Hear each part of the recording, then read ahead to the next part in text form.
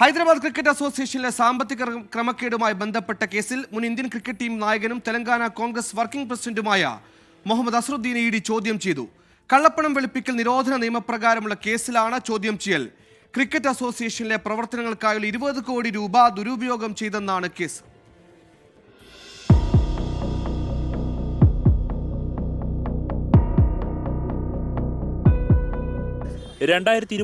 Hyderabad cricket association വേണ്ടി വാങ്ങിയ വസ്തുക്കളുടെ ഫണ്ടിൽ വെട്ടിപ്പ് നടത്തിയെന്നാണ് അസറുദ്ദീനെതിരായ കേസ്.